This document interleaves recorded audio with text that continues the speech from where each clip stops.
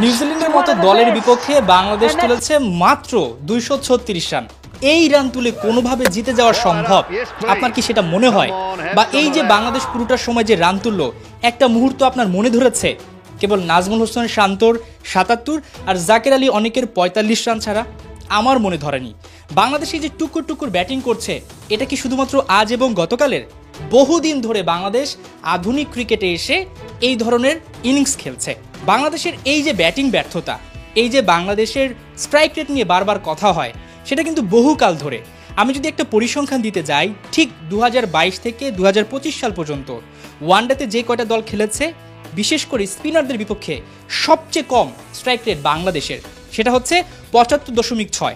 বাংলাদেশের চাইতেও strike rate ভালো আফগানিস্তান, শ্রীলঙ্কা এবং ওয়েস্ট ইন্ডিজের, এমনকি জিম্বাবুয়েরও স্ট্রাইক রেট অনেক গুণে ভালো।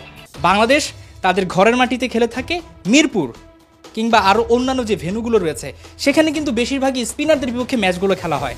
ঢাকা প্রিমিয়ার লিগ থেকে শুরু করে যদি বলি টি-20 ক্রিকেট, সবখানে কিন্তু বিশেষ করে আমাদেরকে স্পিনার আক্রমণ ভালো সেটার দিক থেকে কিন্তু অন্যান্য দল ভাবে, চিন্তা করে, সেভাবেই তারা টিম প্ল্যান সাজায়। কিন্তু দেখেন বাংলাদেশি স্পিনারদের বিপক্ষে সবচাইতে দুর্বল।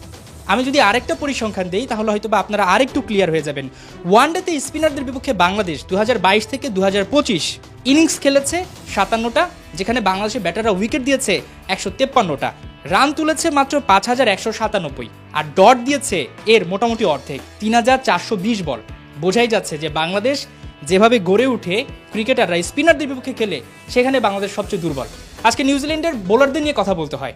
মিচেল স্যান্টনার এবং ব্রেসওয়েল, তারা দুজনে যে দুর্দান্ত বোলিং করেছে, উইকেটটা কি স্পিন সহায়ক হয়ে গেছে সেজন্য তারা ভালো বল করেছে? না, বাংলাদেশ স্পিনে বরাবরই দুর্বল, সেটা আরেকবার তারা প্রমাণ করে দিয়েছে।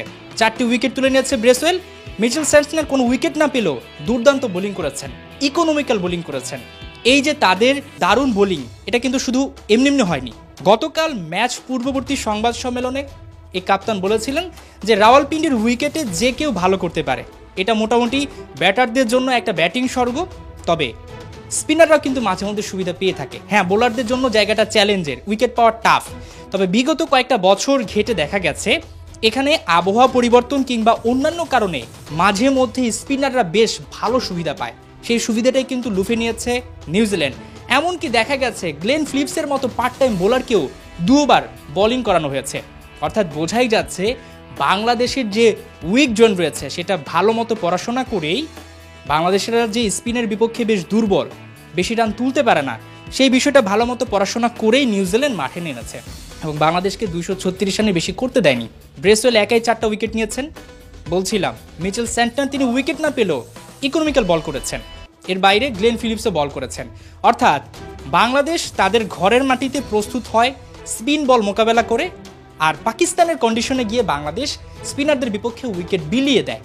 যদি বলতে হয় মুশফিকুর রহিম, তাহিদ হৃদয় কিংবা অন্যান্য যত ব্যাটার রয়েছে, সবাইকে আমরা দেখতে পেয়েছি বেশ স্ট্রাগল করেছেন।